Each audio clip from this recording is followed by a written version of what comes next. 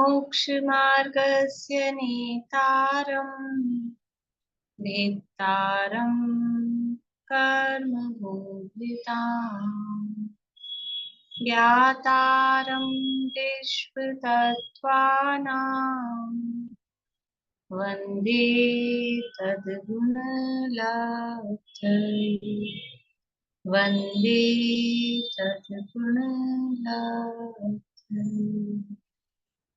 मोक्ष मार्ग के नेता एवं कर्म पर्वतों के पिता और विश्व के सब तत्वों के ज्ञायक चेतन संवेदक सद्गुण आप समान प्राप्त हो यही भावना भाकर दे विनय पूर्वक करूं वंदना बारंबार जिनेश्वर की बारंबार जिनेश्वर की।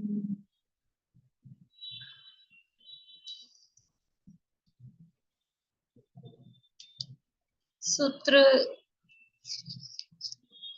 सुनाने हैं किसी को? 2 सूत्र हुए अपने।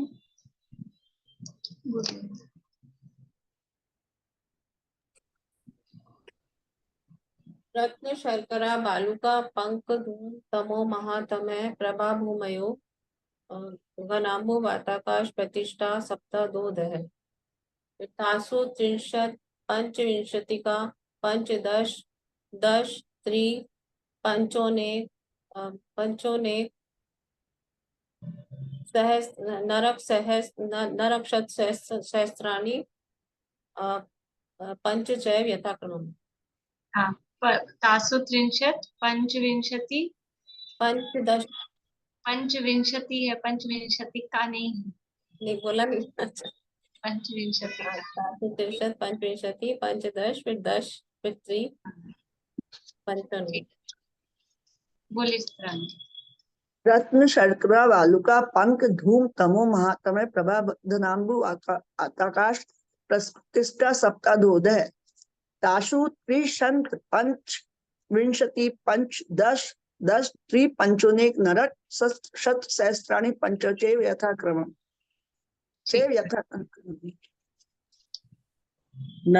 रत्न शर्करा बालुका पंक धूम तमो महातमय प्रभा भूमयो घनाम्बु वाताकाश प्रतिष्ठा सप्तादोदय तासु त्रिशत पंचविंशति पंचदश दश त्रि पंचोनेक नरक सहस्राणि पंचचैव यथाक्रमम्।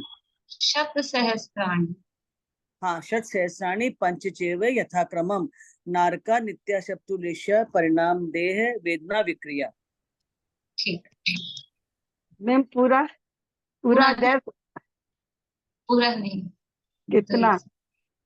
तो रत्न शर्करा बालुका पंक धूम तमो महातमय प्रभा भूमियो घनाम्बु वाताकाश प्रतिष्ठा सप्तादोदय तासु त्रिंशत् पंचविंशति पंचदश दश त्रि पंचोनेक नरक सत सहस्राणि पंचचैव यथाक्रमम्। शर्करा बालुका पंक धूम तमो महातमः प्रभा भूम्यो घनाम्बु वाताकाश प्रतिष्ठा सप्तादोदय तासु त्रिंशत् पंचविंशति पंचदश दश त्रि पंचोनेक नरक सत सहस्राणि पंचचैव यथाक्रमम्। रत्न शर्करा बालुका पंक धूम तमो महातमय प्रभा भूम्यो घनाम्बु वाताकाश प्रतिष्ठा सप्तादोदय तासु त्रिंशत् पंचविंशति पंचदश दश त्रि पंचोनेक नरक सहस्राणि पंचचैव यथाक्रमम्। नरक शत सहस्राणि पंचचैव यथाक्रमम्। बोलिए बबीता जी।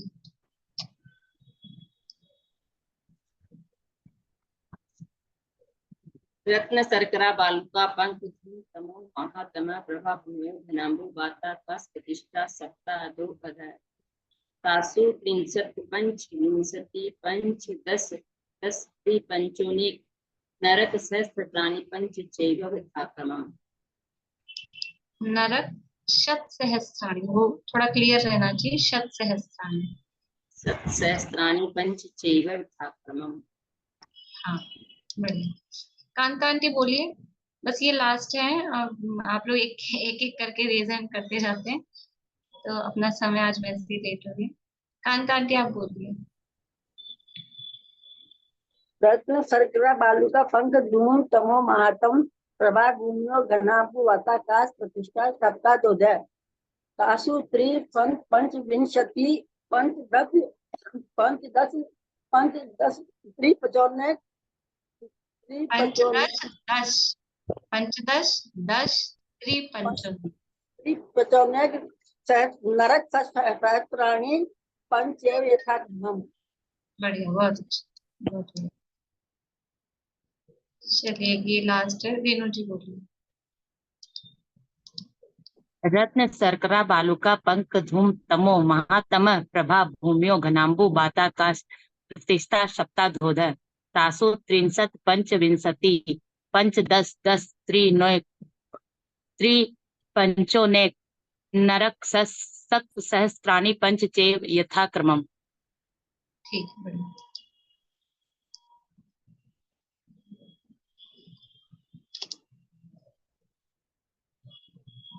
यहाँ अपनी चर्चा चल रही थी, कुछ पूछना है आपको रश्मि जी? रश्मि जी कुछ बोलना है आपको? पहला अध्याय सुनाऊं, कल सुनाऊं?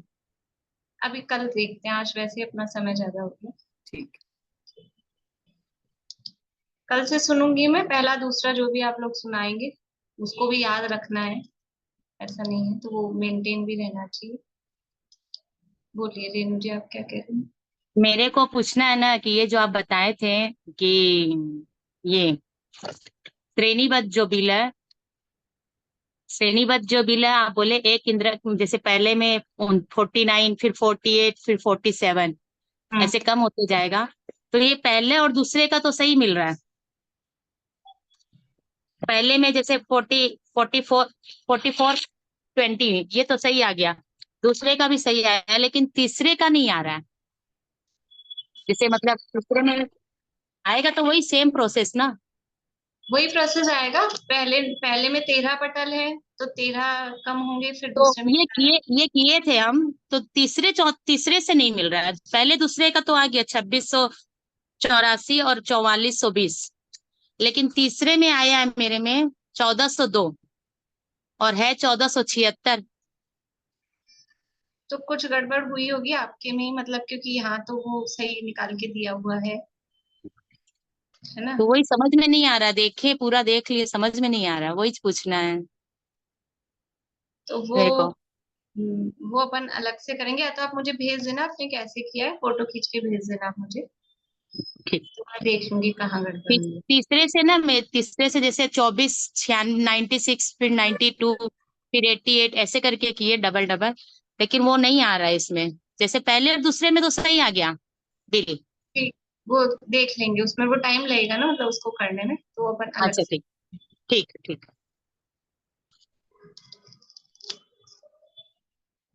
तत्वार सूत्रनामा के महाशास्त्र है, आचार्य उमा स्वामी देव द्वारा रचित। इसके अंतर्गत तीसरे अध्याय की चर्चा हमारी प्रारंभ हुई है, और तीसरे अध्याय के अंतर्गत अधोलोक का वर्णन अपना चल रहा है।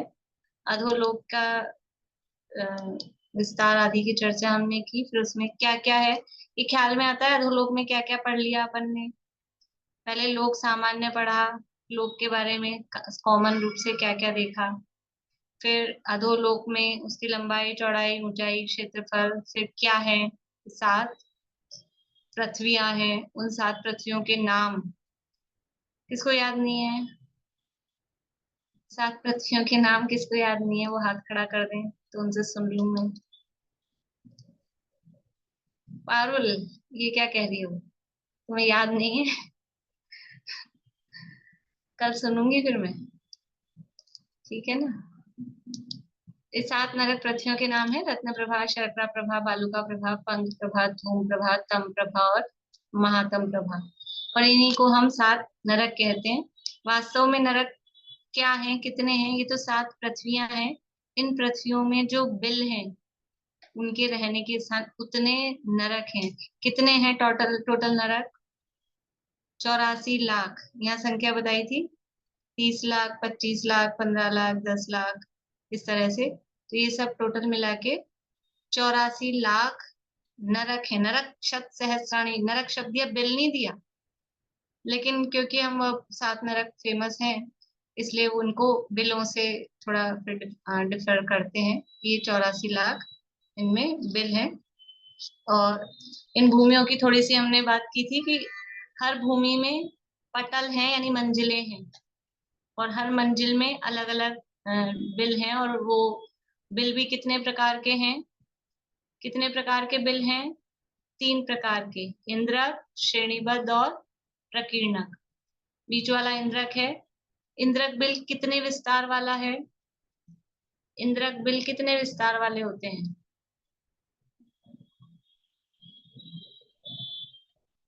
बोलिए रेणु जी। 45 लाख योजना। 45 लाख योजन का तो पहले नरक का पहले पटल वाला जो है ना, वो है, वो 45 लाख का। वो बात ठीक है आपकी। मैं कॉमन से पूछ रही हूँ, सामान्य रूप से जो भी इंद्रक बिल हैं सारे 49 पटलों के, उनका उनका विस्तार कितना है? सामान्य से पूछ रही हूँ। बोलिए स्नेहलता जी। संख्यात लाख योजन। हाँ, संख्यात योजन या संख्यात लाख योजन विस्तार वाले। हाँ, संख्यात लाख योजन विस्तार वाले कॉमन रूप से। तो 45 लाख भी 45 संख्यात है, वो भी संख्यात में आएगा। नीचे नीचे के बिल है उनसे कम कम विस्तार वाले होते जाएंगे, तो वो सब संख्यात योजन विस्तार वाले कहे जाते हैं। जो श्रेणीबद्ध बिल हैं वो कितने विस्तार वाले हैं? बोलिए कविता। असंख्यात योजन विस्तार। असंख्यात योजन विस्तार वाले हैं। और प्रकीर्णक बिल कितने बड़े हैं? कुछ संख्यात योजन वाले और कुछ असंख्यात योजन वाले। हाँ, कुछ संख्यात योजन विस्तार वाले हैं और कुछ असंख्यात योजन विस्तार वाले हैं। दोनों टाइप के उसमें हैं, पर जो संख्यात वाला है वो संख्यात वाला है, जो असंख्यात वाला है वो असंख्यात वाला है। तो जो संख्यात योजन विस्तार वाले बिल हैं उनमें कितने नारकी रहते हैं? संख्यात योजन विस्तार वाले में संख्यात नारकी रहते हैं। असंख्यात योजन विस्तार वाले बिलों में असंख्यात नारकी रहते हैं। ठीक है। और यहाँ ये भी बताया था कि कितने बिल संख्यात योजन विस्तार वाले हैं और कितने बिल असंख्यात योजन विस्तार वाले हैं। तो यहाँ कहा था कि 20% तो संख्यात योजन विस्तार वाले हैं और 80% वो असंख्यात योजन विस्तार वाले हैं। ये अपन ने पिछली क्लास में पढ़ा था। यानी नरक में अधिक बिल कैसे हैं? असंख्यात योजन विस्तार वाले, यानी बड़े साइज वाले बिल वो ज्यादा है। 80% तो है असंख्यात योजन विस्तार वाले। क्यों? क्योंकि जितने भी श्रेणीबद्ध हैं वो सारे कैसे हैं? वो असंख्यात योजन विस्तार वाले हैं। इसके अलावा प्रकीर्णकों में भी असंख्यात योजन विस्तार वाले हैं, तो वो असंख्यात योजन विस्तार वाले ज्यादा हैं। और असंख्यात योजन विस्तार वाले बिलों में असंख्यात नारकी रहते हैं। तो टोटल नरक में कितने नारकी रहते हैं? कितने रहते हैं? असंख्यात। हर नरक में असंख्यात हैं, हर पृथ्वी में असंख्यात हैं, और टोटल मिला के भी असंख्यात नारकी। नरकों में सम्यक दृष्टि कितने होते हैं? सम्यक दृष्टि कितने होते हैं नरकों में? असंख्यात नारकी सम्यक दृष्टि हर नरक में। हर नरक में असंख्यात नारकी सम्यक दृष्टि। अभी अपन चर्चा करेंगे आगे नरक से निकल के क्या क्या हो सकते हैं, तो वहां तीर्थंकरों की बात आएगी। हर पहले से तीसरे नरक तक के नारकी निकल के तीर्थंकर बन सकते हैं। तो पहले से तीसरे नरक में असंख्यात नारकी ऐसे हैं जो तीर्थंकर नाम कर्म को बांध रहे हैं अभी वर्तमान में। पहले से तीसरे नरक में असंख्यात नारकी हैं जो तीर्थंकर प्रकृति का बंध कर रहे हैं। हमको तो किसी का प्रश्न था वो सम्यक दर्शन कैसे कर लेते हैं 7वें नरक में, वहां पे मार काट मची रहती है। सम्यक दर्शन कर लेते हैं। तीर्थंकर प्रकृति का बंध कर रहे हैं अभी भी, और 1 2 4 नहीं, 24 नहीं, असंख्यात नार की असंख्यात तीर्थंकर प्रकृति का बंध कर सकते हैं। ये तो और अभी आगे अपन चर्चा करेंगे वहां से निकल के क्या क्या हो सकते हैं। ये सब चर्चा अपन ने की थी। 7 जो पृथ्वियां हैं उनकी मोटाई मोटाई याद है या नहीं आप लोगों को? ये अपन ज्यादा रिवीजन जैसे आगे बढ़ते जाएंगे ना, तो अपन ज्यादा रिवीजन अगर करते रहेंगे तो वो क्लास तो आगे बढ़ नहीं पाएगी। इसलिए आपको खुद को रिवाइज करके बैठना है। मैं कभी भी किसी दिन कुछ पूछ लूंगी, किसी दिन कुछ पूछ लूंगी, तो ऐसा करके 7 पृथ्वियों की मोटाई कितनी कितनी मोटी है, बोली विनीता आंटी। हाँ जी, पहली पृथ्वी की 1,80,000 योजन, हम्म दूसरी की 32,000 योजन, हम्म तीसरी की 28,000 योजन, हम्म चौथी की 24,000 योजन, पांचवी की 20,000 योजन, छठी हम्म। की 16,000 योजन और सातवीं की 8,000 योजन। बहुत बढ़िया। ये 7 पृथ्वियों की मोटाई है। ये जो पृथ्वियां हैं, ये पृथ्वियां किसके आधार से हैं? घनोदधिवात वलय, घनवात वलय और तनुवात वलय, और उसके बाद में आकाश के आधार से ये सब पृथ्वियां हैं। इस प्रकार से ये उनकी चर्चा हुई। अब जो नरक में जो ये बिल हैं, ये बिल अनेक प्रकार के आकार के हैं।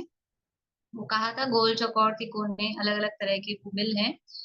अब इनमें जो नारकियों के उपाद स्थान है, उपाद स्थान कुछ पूछना आपको सुमन जी? हाँ बोलिए।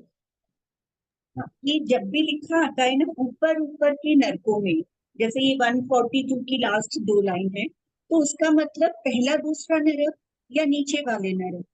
ऊपर ऊपर मतलब पहला पहला हाँ, पहला दूसरा। ऊपर मतलब जिस जिस भी नरक से देख रहे हैं उससे ऊपर वाले। तो तो चौथे इसमें नरक लिखा के, है, हाँ इसमें लिखा है ऊपर ऊपर के नरकों में अपेक्षाकृत छोटे बिल हैं।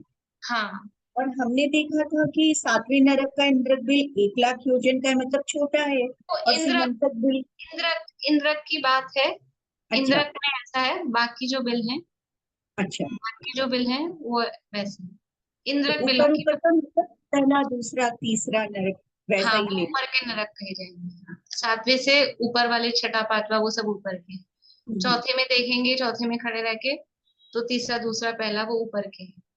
ऊपर मतलब वो ऊपर वाले हैं। ऐसा। ठीक। बोलिए रश्मि जी। एक बार मोटाई वापस बोलेंगे क्या पृथ्वी की, ये पहले से लिखी हुई लेके? है पहले सूत्र के बाद वाला जो पेज है ना, 139, वहां लिखी हुई है। अच्छा ठीक है, 139 पेज। ठीक है, ठीक है। नरक में नारकियों का जन्म कैसे होता है, कहाँ होता है, देखना है? क्यों देखना है? क्यों देखना है?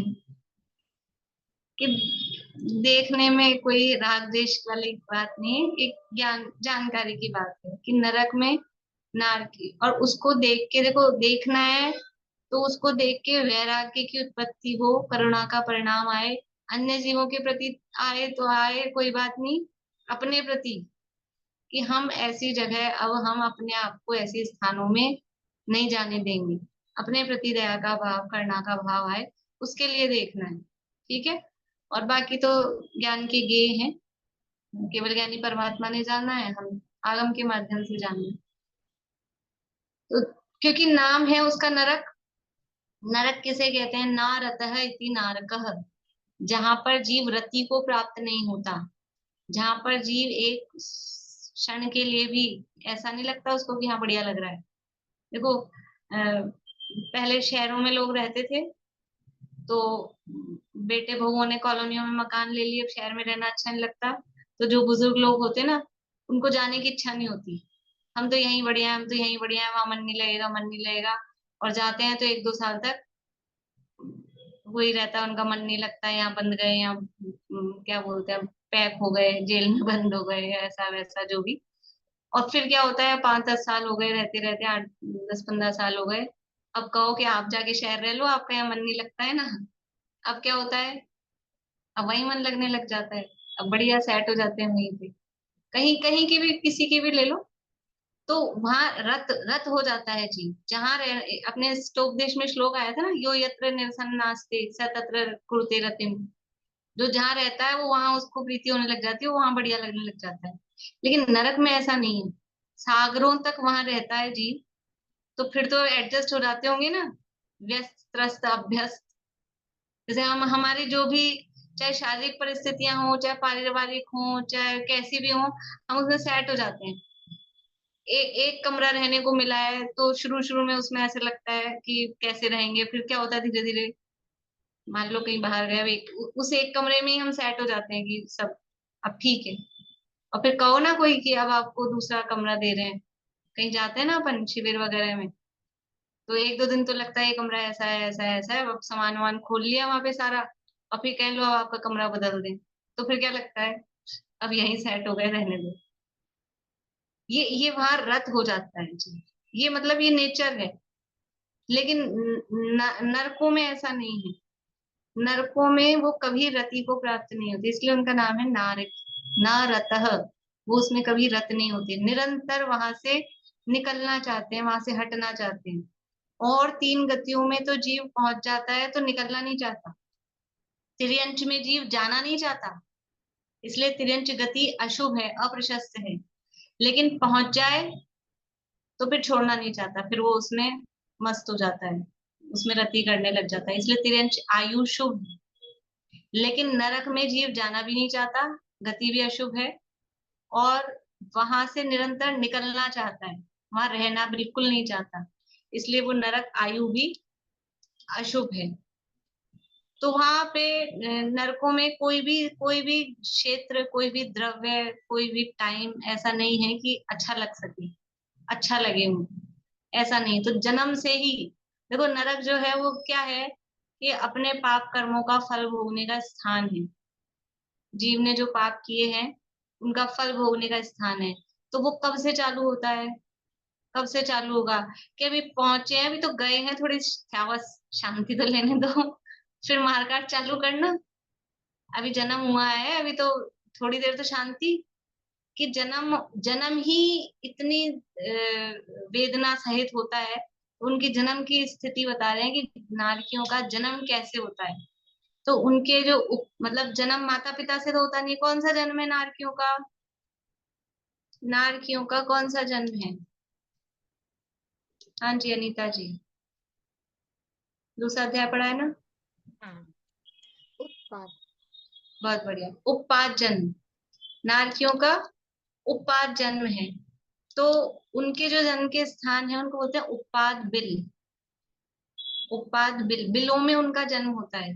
देवों का भी उपपाद जन्म है, वहां पर उनकी होती है उपपाद शैयाएं, वहां उनके बेड होते हैं, उपपाद शैयाएं। और यहाँ नारकी हैं, पाप का फल भुगतने वाले हैं, तो उनके जन्म होते हैं बिलों में। बिल क्यों कह रहे हैं उसका कारण बताया था, क्योंकि उनके जो स्थान है वो धरती के नीचे है, अपन जहाँ रह रहे हैं उसके नीचे, नीचे नीचे अधो अधो है ना। तो वो बिल है वो ऐसे अंडरग्राउंड होते हैं, ऐसे उनकी जो स्थान है, प्लेसेस है, वो अंडरग्राउंड है, इसलिए उनको बिल नाम दे रहे हैं।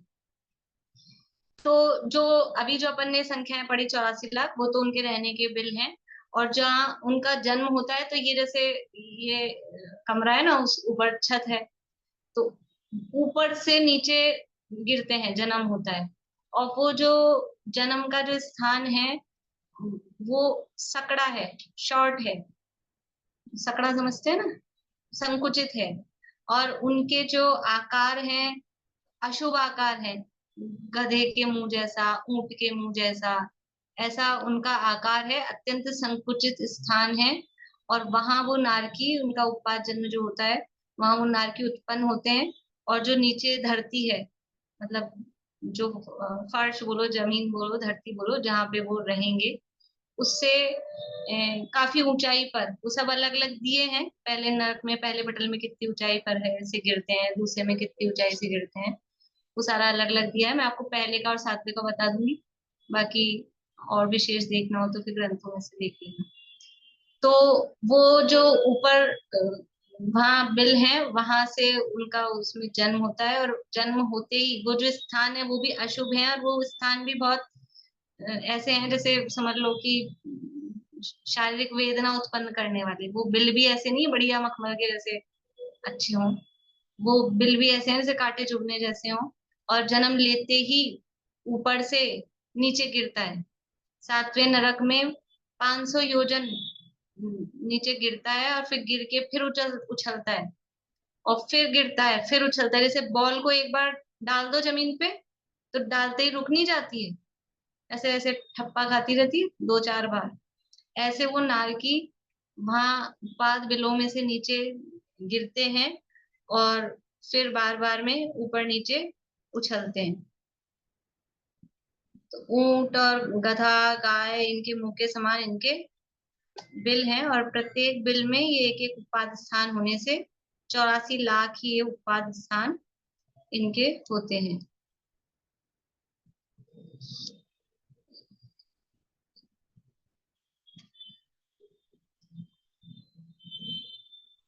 अलग अलग जो भूमियां हैं, पहली दूसरी तीसरी अलग अलग भूमियों में इनके आकार अलग अलग टाइप के होते हैं।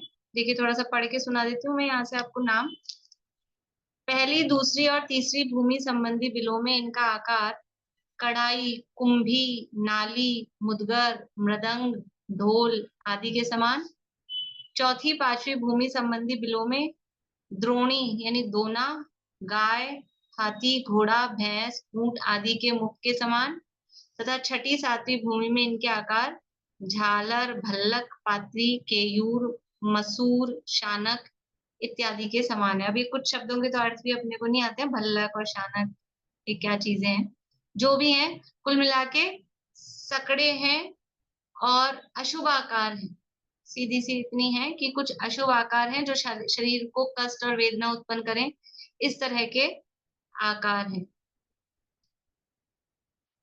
अब वहां नरक में जन्म होने के बाद में वो जो वहां से ऊपर से गिरते हैं तो नीचे तो अच्छा गद्दे बिछे रहते होंगे, ऊपर से गिरेंगे तो नीचे हड्डी पसलियां टूट जाए उनकी, तो नीचे गद्दे बिछे रहते होंगे कि नीचे ऐसे तीक्ष्ण शस्त्र भाले, जैसे वो है ना अंजन चोर वाली कहानी कि वो नीचे भाले वाले लगा के ऐसे ऐसे शस्त्र, वो जो भूमि है वहां की वो ऐसी है भूमि अपने आप में इटसेल्फ ऐसी है। और तो भी वो जहां से गिरेंगे तो उसके नीचे ऐसे शस्त्र वगैरह वो सब सेट रहते हैं। तो जन्म से ही, जन्म लेते से ही वो चालू है कर्म के उदय, फल भोगना। तो वो उन शस्त्रों पर गिरते हैं, तो गिरते हैं तो भयंकर वेदना होती है। तो वो जैसे आग पे हाथ लग जाए या करंट लगे तो क्या होता है, एकदम से वो पीछे जाता है। तो ऐसे वो उस पे गिरते हैं फिर वापस ऊपर जाते हैं, तो ऊपर जाते हैं तो फिर गिरते हैं फिर ऊपर जाते हैं। इस तरह से उछल उछल कर बार बार गिरते हैं। तो पहले भूमि, पहली पृथ्वी जो है उसके बिलों में 7 योजन 6500 धनुष प्रमाण ऊपर उछलते हैं। 7 योजन और 6500 धनुष पूरा है। 7 योजन 6500 धनुष ऊपर उछलते हैं पहली पृथ्वी में। योजन और धनुष ये तो समझ में आता है ना सबको। धनुष कितना बड़ा होता है, धनुष कितना बड़ा होता है कि आप बताओ। रामचंद्र जी का धनुष पूछ रहे हो कि अर्जुन का धनुष पूछ रहे हो, किसका धनुष पूछ रहे हो, हमको क्या मालूम धनुष। बोलिए उषा जी, धनुष कितना बड़ा है? 4 हाथ का। 4 हाथ का धनुष। एक और एक हाथ कितना बड़ा होता है? ऐसे नहीं, अब नाप बतानी पड़ेगी। कोहनी से लेके पूरी तक। ऐसे नहीं, अब शास्त्र की नाप बतानी पड़ेगी। एक हाथ कितना बड़ा होता है? हाँ बोलिए दीपिका जी। 3 बारिश, दो, 2 बिलस्त। 2 बार, 2 बिलस्त का 2 एक बार, हाथ। 2 दो बार, बिलस्त, ठीक है ना। 2। एक बिलस्त कितना बड़ा होता है? एक बिलस्त कितना बड़ा होता है, ये पढ़ के आए हैं अपन। बोलिए सुमन जी। पाद का एक विलस। 2 पाद का एक बिलस्त, ठीक है। ये अपन पीछे चल रहे हैं, समझ लीजिए। अब एक पाद कितना बड़ा होता है? बोलिए रेणु जी। 6 अंगुल का एक पाद। 6 अंगुल का। मैं, मेरा चेहरा नहीं दिख रहा है क्या? दिख रहा है, दिख रहा है, बढ़िया, अच्छा। 6 अंगुल का एक पाद। और अंगुल, अंगुल कितनी बड़ी होती है? याद आ रहा है कि नहीं आ रहा है आप लोगों को?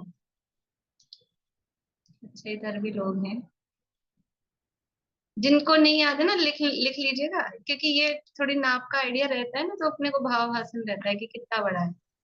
8 जौ की 1 अंगुल। 8 जौ प्रमाण 1 अंगुल। ठीक है, अब वो जौ की प्रमाण नहीं कर रहे अब अपन, और ज्यादा बारीकी हो जाएगी। जौ तो समझ में आता है सबको। 8 जौ रखेंगे तो 1 अंगुल, ये 1 अंगुल ऐसे। 8 जौ का 1 अंगुल, 6 अंगुल का, ये 6 उंगलियां मिलाएंगे तो 1 पाद, ये जो अपने पैर की चौड़ाई है वो 1 पाद। 2 पाद, 2 पैरों को मिलाएंगे तो 1 बिलस्त बनेगा, नाप के देख लीजिएगा। और फिर 2 बिलस्त का ये 1 हाथ, और 4 हाथ का 1 धनुष। और योजन, योजन भी तो है ना, 7 योजन। योजन कितना बड़ा है? बोलिए सुनीता आंटी। 1 योजन का 2000 कोस। 2000 कोस का बड़ा, और 4 कोस का छोटा वाला। यहाँ भी छोटा, यहाँ भी छोटा लेना, यहाँ रचना की बात नहीं है ना, यहाँ छोटा। 4 कोस का 1 योजन। तो कोस कितना बड़ा है? कोस कितना बड़ा है? कितने धनुष का 1 कोस? अब धनुष में लाना है ना अपने को, इनको मिलाना तो पड़ेगा ना, कि 1 योजन कह रहे हैं और 1 धनुष कह रहे हैं, तो कितना? बोलिए मंजू जी। 2000 कोस 2000 कोस का 1 धनुष। 2000 कोस का नहीं, मैं अभी कोस पूछ रही हूँ मैं। कोस कितना बड़ा? 1 कोस का 2000 धनुष। 2000 2000 धनुष का 1 कोस ऐसे। हाँ 2000 धनुष का 1 एक कोस। बढ़िया, ठीक है। तो अब ये कितने ऊपर उछल रहे हैं? 7 योजन। तो अब इसके धनुष बनाने हो तो पहले इसके कोस बनाओ, फिर उसको 2000 से गुणा करो, तो धनुष बन जाएंगे। ठीक है, अभी जान दो आप लोग, जिनको करना हो थोड़ी एक्सरसाइज तो देख लेना। 7 योजन और 6500 धनुष प्रमाण पहले नरक में, पहली पृथ्वी में सब इतना उछलते हैं। फिर इससे आगे आगे की पृथ्वियों में दुगने दुगने उछलते हैं, तो इसका दुगना करो तो फिर 7 योजन और 6500 धनुष का फिर दुगना करो, तो वो दिए हैं यहाँ पे। 2.5 कोस अधिक 15 योजन, फिर 31 योजन, चौथी में 62.5 योजन, पांचवी में 125 योजन, और छठवीं में 250 योजन, और सातवीं पृथ्वी में 500 योजन प्रमाण उछलते हैं। तो ऐसा भी कर सकते हैं, 500 का आधा आधा करते जाएं। 500 योजन प्रमाण सातवीं में उछलते हैं और ऊपर के नरकों में उससे आधा आधा, या फिर पहली पृथ्वी में 7 योजन 6500 धनुष उछलते हैं तो नीचे की पृथ्वियों में उसका दुगना दुगना, जैसा भी। 7 योजन और 6500 धनुष प्रमाण पहली में।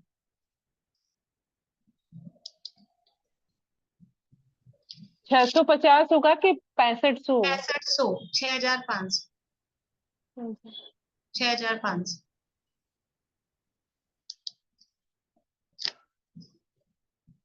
इतना इतना ये उछलते हैं। अब यहाँ जो नारकी जन्म लेते ही तो पहले मिलते जुलते होंगे एक दूसरे से, तो जन्म लेते ही वहां पर वो अपने, मतलब कोई नारकी एक दूसरे से कोई सिंपैथी वाला काम नहीं है, आते ही उसको मारना पीटना और वो सब वहां पर चालू हो जाता है। और बड़ी यानी ऐसी स्थिति है कि एक क्षण मात्र के लिए भी चैन नहीं, साता नहीं, और सब आपस में, कोई किसी का वहां मित्र नहीं होता। अभी 2 जने मिलके तीसरे को मार रहे हैं तो ये सोचता है ये तो मेरा मित्र होगा, पता लगता है ये इसको मारने लग जाता है। कोई कहीं किसी का मित्रता का वहां पर व्यवहार नहीं होता। आकार कैसा होता है नारकियों के शरीर का? आकार मनुष्याकार, जैसा अपने शरीर का आकार है वैसा ही आकार होता है, लेकिन जो उनका शरीर है वो वैक्रियक शरीर होता है। वैक्रियक शरीर का मतलब हमारा तो औदारिक शरीर है, इसमें हड्डी खून मांस ये सब है, उसमें हड्डियां नहीं होती, सहनन नहीं होता है, खून मांस वगैरह भी नहीं होते हैं। वो वैक्रियक वर्गनाओं का पिंड रूप, ठोस पिंड रूप शरीर होता है, और उसके टुकड़े टुकड़े करने पर भी वो वापस से फिर जुड़ के मिल जाता है। इस तरह का उनका शरीर होता है। और सभी नारकी नपुंसक वेद वाले होते हैं। सभी नारकी, वहां स्त्री पुरुष कोई नहीं होता, सभी नारकी नपुंसक वेदी होते हैं। देखिए आगे सूत्र पढ़ लेते हैं अपन एक दो। फिर उसके साथ ही चर्चा भी कर लेंगे। सूत्र तीसरा, चौथा और पांचवा, पेज नंबर है 143।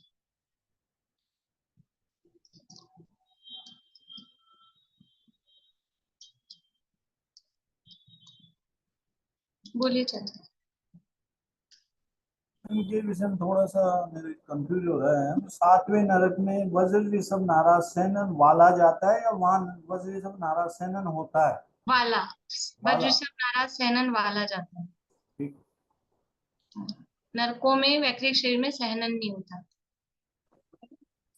इनका जन्म से लेके पूरे आयु पर्यंत एक जैसा ही साइज रहती है। हाँ, शरीर जन्म से अंतर्मुहूर्त में ही वो पूरे जैसा उनका आकार है, वो शरीर का आकार वैसा हो जाता है। अभी अपन इसमें आया इसलिए सूत्र पढ़ रहे हैं, तो उनके शरीर की ऊंचाई वगैरह भी देखेंगे, किस नरक में कितने कितने ऊंचाई वाला शरीर है। वो एक सही ऐसा नहीं जैसे अपने यहाँ धीरे धीरे बड़ा होता है, लंबाई बढ़ती है 15 साल तक, 18 साल तक, ऐसा वहां नहीं है। वैक्रिक शरीर में अंतर्मुहूर्त में ही जितना जो होना है वो पूरा हो जाता है, फिर जीवन भर वैसा ही रहता है।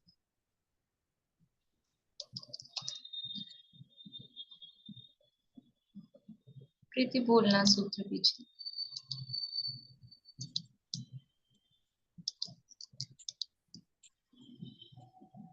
नारका नित्या शुभतर लेश्या परिणाम देह वेदना विक्रियाः। नारका नित्या शुभतर लेश्या परिणाम देहे वेदना विक्रियः। परस्परोदीरित दुःखः। परस्परोदीरित दुःखः। संक्लिष्टा सुरोदीरित दुःखाश्च प्राक् चतुर्थ्याः। संक्लिष्टा सुरोदीरित दुःखाश्च प्राक् चतुर्थ्याः। देखिए अब क्या कह रहे हैं यहाँ पे, नारका यानी नारकी जीव, नित्य अशुभतर लेश्या, नित्य अशुभतर लेश्या परिणाम देह वेदना और विक्रिया को धारण करते हैं, यानी विक्रिया से सहित होते हैं। तो अशुभतर जो है वो सबके साथ लगाना है। नारकी जीव नित्य यानी हमेशा ही, अशुभतर लेश्या, अशुभतर परिणाम, अशुभतर देह यानी अशुभतर शरीर, अशुभतर वेदना और अशुभतर विक्रिया को धारण करते हैं। यानी जो नारकी जीव हैं उनके जो भी परिणाम हैं और जो उनकी कषाएं हैं, जो उनके शरीर हैं और जो उनकी विक्रिया भी करते हैं, वो सब भी कैसी है, अशुभतर। अशुभतर का मतलब है एक तो अशुभ, और अशुभ में भी और खराब, तो उसको बोलेंगे अशुभतर। तो निरंतर अशुभतर, खराब में खराब उनके जो परिणाम है, शरीर है, आकृति है, और वेदना भी ऐसा नहीं है कि अब अच्छा हो जाएगा, अब अच्छा हो जाएगा, निरंतर डाउन डाउन डाउन, ऐसा अशुभतर उनकी ये सारी चीजें होती हैं। परस्पर उदीरित दुखा, और क्या करते हैं, परस्पर यानी एक दूसरे को, दुखा यानी दुख, उदीरित यानी उत्पन्न करते हैं, परस्पर में एक दूसरे को दुख उत्पन्न करते हैं। संक्लिष्ट असुर असुर उदीरित दुखा च प्राक चतुर्थ्या, और संक्लेश परिणाम वाले वो रहते हैं। संक्लेश का मतलब है दुखी और कषाई, उसको बोलते हैं संक्लिष्ट। कषायों की अधिकता है तो कषायों की अधिकता से वो दुख की अधिकता है, ऐसे जो परिणाम है उनको संक्लिष्ट बोलते हैं। असुर उदीरित, असुर जाति, असुर कुमार जाति के जो देव हैं, भवनवासी देव, उनके द्वारा उत्पन्न किए गए जो दुख हैं, संक्लेश परिणाम वाले जो असुर कुमार जाति के देव हैं, उनके द्वारा दुख उत्पन्न किए जाते हैं। कहाँ कहाँ पर, प्राक चतुर्थ्या यानी चौथी पृथ्वी से पहले, चौथी पृथ्वी से पहले यानी तीसरी पृथ्वी तक, यानी तीसरे नरक तक। तो तीसरे नरक तक जो संक्लिष्ट परिणाम वाले असुर कुमार जाति के देव हैं, उनके द्वारा दुख उत्पन्न किए जाते हैं। इन नारकी जीवों की स्थिति बताई है, एक बार अर्थ पढ़ लेते हैं फिर और चर्चा अपन करते हैं। नारकी जीव सदैव ही अत्यंत अशुभतर लेश्या, अशुभतर परिणाम, अशुभतर शरीर, अशुभतर वेदना और अशुभतर विक्रिया को धारण करते हैं। नारकी जीव परस्पर एक दूसरे को दुख उत्पन्न करते हैं, वे निरंतर परस्पर में लड़ते झगड़ते रहते हैं। उन नारकियों को चौथी पृथ्वी से पहले अर्थात तीसरी पृथ्वी पर्यंत अत्यंत संक्लिष्ट परिणाम के धारक अम्ब अवरीश जाति के असुर कुमार देवों के द्वारा दुख दिए जाते हैं। अर्थात अम्ब और अम्बरीश असुर कुमार देव तीसरे नरक तक जाकर नारकी जीवों को दुख देते हैं तथा उनके पूर्व के वैर का स्मरण करा करा के परस्पर लड़ाते हैं और दुखी देखकर प्रसन्न होते हैं। इन नारकियों की अब समझ लीजिए रचना तो बता दी है। अब उनकी क्या स्थिति है कि वो स्वभाव से ही, देखो नरक में जाता ही कौन है? 4 प्रकार के जो ध्यान है ना, 8 ध्यान, रौद्र ध्यान, धर्म ध्यान और शुक्ल ध्यान, उसमें से 8 ध्यान और रौद्र ध्यान का क्या फल बताया? यानी 8 ध्यान के फल में कौन सी गति और रौद्र ध्यान के फल में कौन सी गति?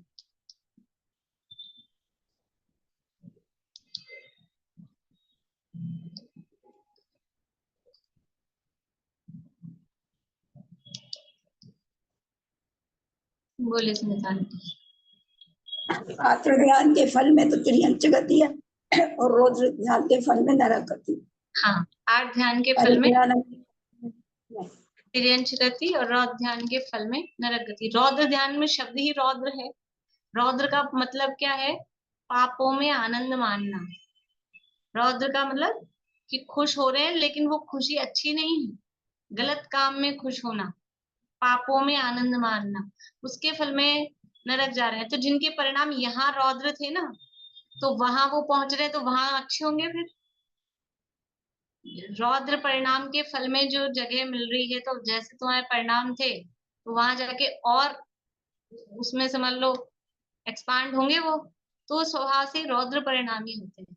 खोटे परिणाम मतलब वहां किसी को अच्छा भाव आता ही नहीं है। ऐसा होता है ना कि उल्टा ही उल्टा सोचते, उल्टा दिमाग चलता है। ऐसे बोलते हैं कि कोई किसी का भला भी कर रहा हो तो भी उसको उसमें कुछ ना कुछ बुराई ही दिखती है। वैसे वहां वो स्वभाव से ही सब रौद्र परिणामी होते, क्रूर परिणाम होते, दया वया का तो काम ही नहीं है, ऐसे उनके भाव होते हैं। तो जो उनके लेश्या, लेश्या किसे कहते हैं? देखिए पहले अपन लेश्या की ही थोड़ी चर्चा कर लें। लेश्या का वर्णन 4थे अध्याय में दिया है यहाँ पर। यद्यपि अपन ने जो दूसरे अध्याय में पढ़ा है औदिक भाव के प्रकरण में लेश्या, कितने लोगों को लेश्या के बारे में नहीं पता? हाथ खड़ा करेंगे तो उस हिसाब से अपन थोड़ा देखें। 1 2, बाकी सबको मालूम है लेश्या? बहुत अच्छा। देखिए लेश्या क्या है, तो मैं पूछ ही लेती हूँ ना, सबको मालूम है लेश्या किसे कहते हैं? अब पूछने में भी हाथ 2 ही लोग ही खड़े होते हैं, और जो कहो सबको मालूम है तो भी सबको ही हाथ नहीं खड़े करते हैं। लेश्या किसे कहते हैं? बोलिए रजनी जी। कषाय से अनुरंजित योगों के परिणाम को लेश्या कहते हैं। कषाय से अनुरंजित जो योगों की प्रवृत्ति है उसे लेश्या कहते हैं। क्या समझ में आया? क्या समझ में आया? लेश्या मतलब लिपंती, जो जीव को कषायों से लिप्त करे। तो कषाय सहित जो हमारे योग क्या है? मन वचन काय। हमारे मन वचन काय की जो प्रवृत्ति है, लेकिन कषाय सहित है। कषाय सहित जो मन वचन काय की प्रवृत्ति है उसको लेश्या कहते हैं। ठीक है, जैसे कि कोई माँ है और वो बच्चा गलत काम कर रहा है ना, तो बहुत जोर से आंख दिखा के उसको डांट रही है, डंडा दिखा के। और ऐसा नहीं झूठ मूठ का बहलाने वाला, सच्ची का गुस्सा कर रही है बिल्कुल। तो अभी वो उसकी जो वचनों की प्रवृत्ति, उसके मन में भी गुस्सा ही देखो, एक अभिप्राय में बच्चे के प्रति प्रेम है, वो एक अलग चीज है, लेकिन अभी उसने गलत काम किया है तो उसके परिणाम मन भी वैसा ही चल रहा है, वचनों में भी वैसा ही है, और शरीर से भी हाथ डंडा वंडा दिखा रही है, जो भी है। तो ये मन वचन काय की प्रवृत्ति और गुस्सा क्रोध से सहित है। तो ये जो कषाय से सहित उसकी जो प्रवृत्ति हो रही है, ये है लेश्या। तो ये लेश्या 6 प्रकार की होती है। कौन सी 6 प्रकार की लेश्या होती है? बोलो पारुल, कौन सी 6 लेशिया होती है? पीठ, तुम्हें याद नहीं आ रही भाविश? अभी मैंने पूछा था तो हाथ नहीं खड़ा किया। कृष्ण, कपोत, पीठ, 2 रह गई। ऐसे नहीं होती है कहीं से भी। बोलिए अनुज। पीत, पद्म, शुक्ल, कृष्ण, कापोत और एक रह गई, नील। नील, लेकिन वो क्रम ऐसा है, कृष्ण, हाँ। नील, कपोत, पीत, पद्म, शुक्ल। ठीक है। कृष्ण, नील, कपोत। हाँ बोलो, आप म्यूट हो गए फिर से। मैं ये कह रही थी मैम, याद करी ही तो है पहले, लेकिन एक बार आप पूरा शुरू से ये 6 लेशाओं का वर्णन सुनना है वापस से। ठीक है। 6 लेशिया है, कृष्ण, नील, कपोत, पीत, पद्म और शुक्ल। ये 6 लेशिया हैं। तो ये कलर्स दिख रहे हैं, कृष्ण यानी काला, नील यानी नीला, कपोत यानी ग्रे सलेटी, पीत पीला, पद्म यानी पिंकिश जैसा या ऑफ वाइट समझ लो, और शुक्ल यानी व्हाइट। ये कलर से जीव के वो परिणाम और वो जो प्रवृत्ति है उसको कलर से बताया गया है। उस ऐसे परिणामों में कोई कलर होते हैं ऐसा नहीं है, ये केवल उसको परिणामों, जैसे काला ऐसा कहते हैं इसके परिणाम ही काले हैं ऐसा कहते हैं, तो वो कलर से उसके परिणामों को या उसकी जो लेशिया की प्रवृत्ति है, कषायों की प्रवृत्ति, उसको बताया गया है। तो नरकों में अभी कौन सी लेशिया होती है कि अशुभतर लेशिया, नरकों में 3 अशुभ लेशियाएं ही होती है। कृष्ण, नील, कपोत ये कहलाती हैं 3 अशुभ लेशियाएं। पीत, पद्म, शुक्ल ये कहलाती हैं 3 शुभ लेशियाएं। ज्यादा जानना हो तो ये अपने 4थे अध्याय में आपकी इसी ग्रंथ में 4थे अध्याय के स्टार्टिंग में दिया है, चित्र भी दिया है, आप लोग देख सकते हैं पेज नंबर 180, 179 और 180। 6 लेशियाओं का स्वरूप दिया है। अभी अपना समय हो रहा है। आप लोगों ने देखा होगा मंदिरों में लेशिया वृक्ष बना होता है, ये चित्र बना होता है, एक पेड़ पे कुछ आदमी चढ़े होते हैं, कुछ आम वाम होते हैं। तो ये कैसे परिणाम है कृष्ण लेशिया के परिणाम की। हाँ बढ़िया, ये चित्र सबको देखिए दिखा रहे हैं आपको, ये पेज नंबर 180 पे दिया हुआ है ये चित्र। हाँ तो 6 लोग निकले थे घूमने के लिए कहीं यात्रा पे, और सबको भूख लगी, बीच में आम का पेड़ दिखा तो आम खाने थे। तो अब ये कैसे परिणाम हुए, कैसे भाव हैं, कषायें कैसी है और उसकी प्रवृत्ति कैसी है, और उसको इसमें दिखाया गया है कि एक को ऐसे भाव आए आम खाने, तो कुल्हाड़ा लाया और पेड़ को जड़ से काट दिया। तो ये जो परिणाम है कि आम खाने तुम्हें पूरा पेड़ जड़ से काटने से क्या मतलब है। तो ये परिणाम कृष्ण लेशिया के परिणाम, ये क्या बता रहा है, ना तो खुद धर्म करता है ऐसा जीव, ना दूसरे को धर्म करता है, धर्म वृक्ष को जड़ से उखाड़ने का काम करता है। वो कृष्ण लेशिया का परिणाम जिस जीव का होता है। और दूसरा है दूसरे को कि पूरे पेड़ को तो नहीं, जड़ से तो नहीं, लेकिन तने पे से काट दें, ऐसा भाव आता है। तो नील लेशिया वाले जो जीव होते हैं वो, कृष्ण लेशिया वाला ना तो खुद करता है ना दूसरे को करने देता है।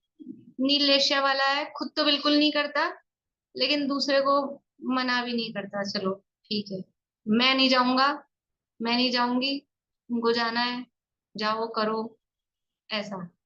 तो वो थोड़ा सा सॉफ्ट हुआ है, जैसे काला जो डार्क होता है, नीला उससे थोड़ा लाइट हुआ है, तो ऐसा परिणाम वो नील लेशिया का परिणाम है।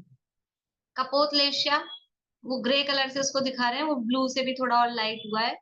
तो उसमें वो वृक्ष में क्या कर रहा है कि तना भी नहीं काट रहा है, मोटे मोटे टहने, बड़े बड़े टहने, उसको ऐसा काटने का भाव आ रहा है।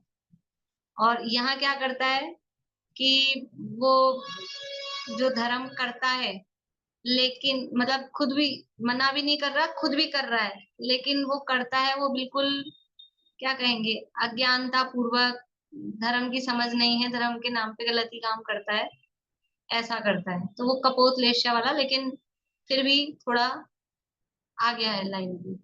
इस तरह का जीव है। और भी बहुत सारे लक्षण वगैरह इसके दिए हैं। प्रकरण तो बहुत बड़ा है, यानी कि कैसे कैसे परिणाम होते हैं उसका, लेकिन अभी अपन बहुत शॉर्ट में देख रहे हैं। विशेष जिनको देखना हो तो द्रव्य संग्रह के नोट्स डले हैं साइड इस पे अपने ड्राइव पे। द्रव्य संग्रह की जो प्लेलिस्ट है ना यूट्यूब चैनल पे, उस प्लेलिस्ट के नीचे ही वहाँ नोट्स की लिंक दी हुई है। तो वो उस लिंक को क्लिक करेंगे तो उसके नोट्स खुलेंगे, तो उसमें आप देखेंगे तो ये लेशिया संबंधी पूरे नोट्स उसमें हैं। और भी सवय गुण स्थान के भी हैं, लेशिया के भी हैं। द्रव्य संग्रह के नोट्स में बहुत सारी चीजें हैं, तो एक बार आप लोग देखना जरूर उसमें कि कुछ आप लोग मतलब उसमें से पढ़ सकते हैं, अच्छे हैं।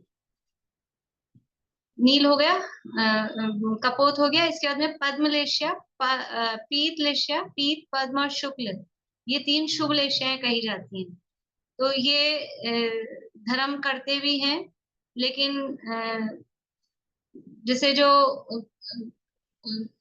कपोत लेशिया वाला है ना, वो उपयोगी अनुपयोगी दोनों काम करता है। पीत लेशिया वाला उपयोगी अनुपयोगी दोनों काम करता है। यानी अब जो पीत लेशिया वाला है वो टहने भी नहीं तोड़ रहा है, वो डालियां तोड़ रहा है, लेकिन उसमें कच्चे पक्के सारे आम सब टूट रहे हैं। तो जो हमारे काम आएंगे पके हुए वो भी टूट रहे हैं, और जो काम नहीं आएंगे कच्चे आम वो भी टूट रहे हैं। तो ये जो है ये उपयोगी अनुपयोगी दोनों तरह के काम करता है। फिर पद्मलेशिया वाला कैसा है? पद्मलेशिया वाला है वो पेड़ पे से आम तोड़ता है, लेकिन पके पके तोड़ता है, अपने उपयोगी उपयोगी जो काम के हैं उतने आम तोड़ता है। तो पद्मलेशिया वाला उसके परिणाम और उज्जवल हुए हैं, तो वो उपयोगी काम करता है। धर्म, अब ये जो शुभ लेशियाओं वाले हैं धर्म ध्यान में लीन रहते हैं, कषाय मंद हैं, धार्मिक काम करते हैं, इस तरह से पूजा पाठ व्रत उपवास इस तरह की उनकी मन वचन काया की प्रवृत्ति रहती है। और शुक्ल लेशिया वाला कैसा है कि हमको आम एक भी तोड़ना ही क्यों, नीचे टूटे हुए पड़े हैं ना, वही उठा के खा लें, नीचे जो गिरे हुए हैं उसके ऐसे परिणाम। तो जो शुक्ल लेशिया वाला है वो उपयोगी काम ही करता है, और उसके अत्यंत मंद कषाय भद्र परिणामी इस तरह का वो जीव होता है। तो नरकों में कौन सी लेशिया है कि नरकों में अशुभतर कही है। तो 3 अशुभ लेशियाएं नरकों में ओवरऑल देखें सामान्य रूप से, तो कृष्ण, नील, कपोत, ये 3 लेशियाएं पाई जाती हैं। तो 7 नरकों में कहीं भी कोई सी भी लेशिया पाई जाएगी, कि किसी नारकी को कृष्ण लेशिया, किसी को नील लेशिया, ऐसा नहीं है, ऐसा नहीं है। किस नरक में, किस पटल में किस तरह की लेशिया पाई जाएगी वो सब फिक्स है। तो जो जिस तरह के परिणाम वाले जीव होंगे वो वहीं उत्पन्न होते हैं।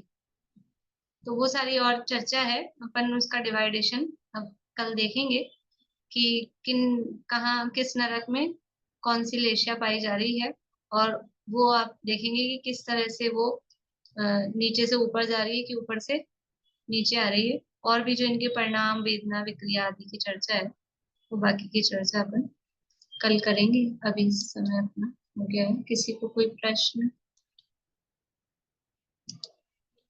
बोलिए विनीता आंटी। दीदी मेरे पास ना एक किलो भास्कर किताब है, उसमें मैं आपसे एक बात पूछ रही हूँ। जो उत्पाद का स्थान है उसकी चौड़ाई और ऊंचाई लिख दी, ऊंचाई सिर्फ 5 किलो से लिखी है, उछाल लेता है वो 7 योजन, तो कैसे लेगा?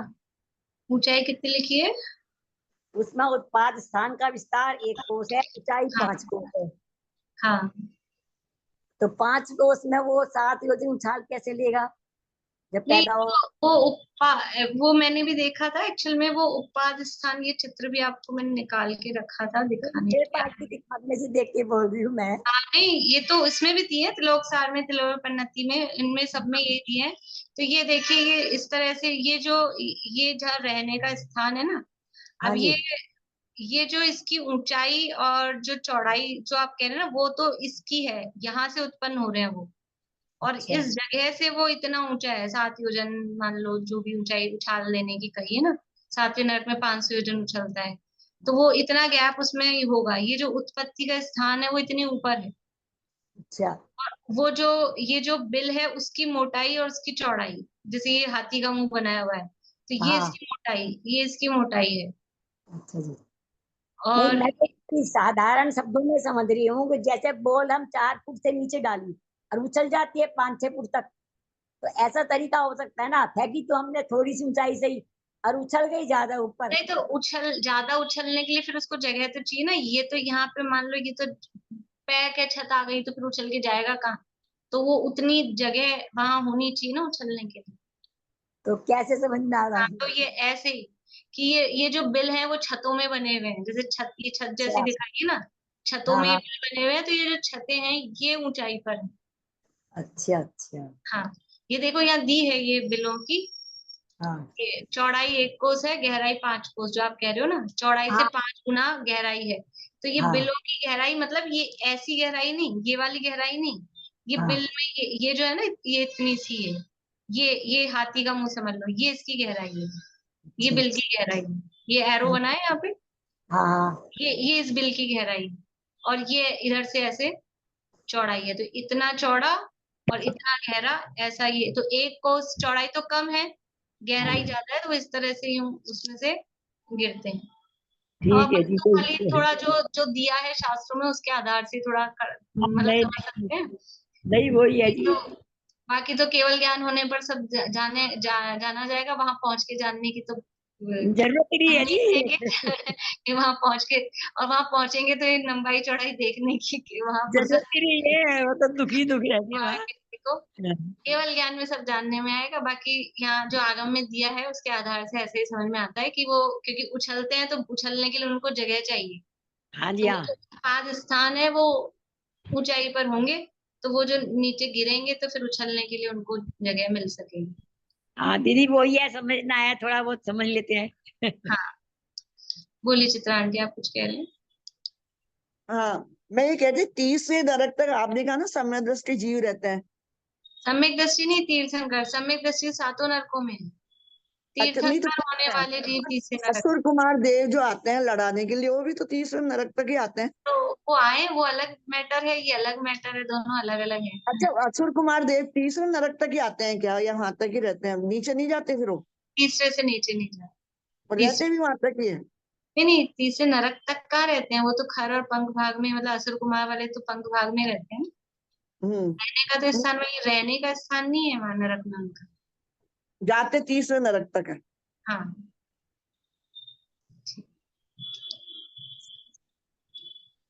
चलिए जिनवाणी स्तुति करते हैं।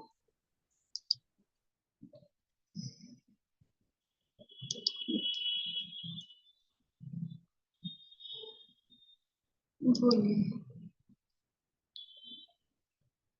हाँ, शकुंतला जी। ये है ना, जो जो बिल है वो संख्यात लाख नहीं है क्या, खाली संख्यात योजन है क्या? संख्यात लाख योजन कहो या संख्यात योजन कहो, कोई एक खास ही बात नहीं है। हाँ, एक ही बात। जिनवाणी स्तुति कोई बोलना चाहते हैं? है। मैं बोल दूं, मैं बोल दूं। आप बोलेंगे, बोलिए। ठीक, चलो ये नहीं शेयर करती है। किसने बोला? शेयर करो।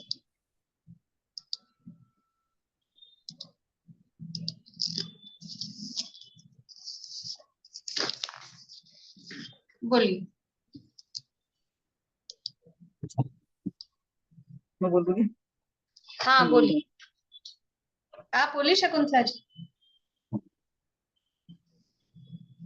सर्वज्ञ शासन जयवंत वर्ते, निर्ग्रंथ शासन जयवंत व्रते, यही भाव अविच्छिन्न रहता है मन में, सर्वज्ञ शासन जयवंत वर्ते, निसंक निर्भय रहे हम सदा ही, अरे स्वप्न में भी न कुछ काम ना हो, निरपेक्ष रह कर करे साधना नित, कभी ग्लानि भय या अनुत्साह ना हो, सर्वज्ञ शासन जयवंत वर्ते, निर्ग्रंथ शासन जयवंत वर्ते, यही भाव अविच्छिन्न रहता है मन में, सर्वज्ञ शासन जयवंत वर्ते।